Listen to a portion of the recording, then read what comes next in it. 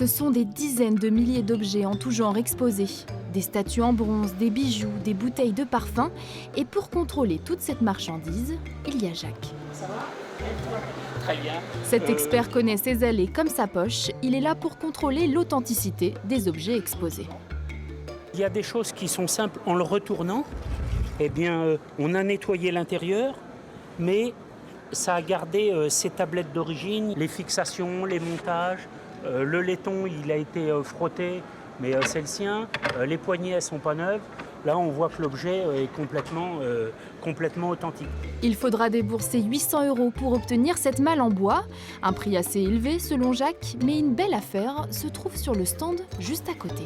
T'as quand même pas mis un prix de fou, hein, parce que c'est des... Le but, c'est un petit peu de se faire et plaisir. puis de faire les bonnes affaires. Ouais. Moi, c'est ce que j'aime. L'objet, il est resté nature, il n'a pas été retouché, il n'a pas été bricolé, il n'a pas été repeint. Donc finalement, le meilleur conseil qu'on peut donner aux acheteurs, il faut acheter peu, mais il faut acheter bien. Et justement, vous avez des techniques pour bien chiner, vous? Oui, j'en ai, mais je ne les dévoilerai pas.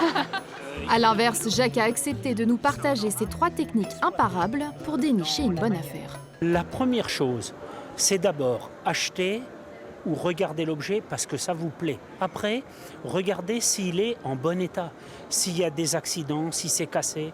Après, discutez avec le professionnel. Et le dernier conseil, demandez une facture et ce qui soit dit dans les paroles soit écrit sur le papier. Et voilà, vous avez désormais toutes les clés en main pour être certain de chiner en toute tranquillité.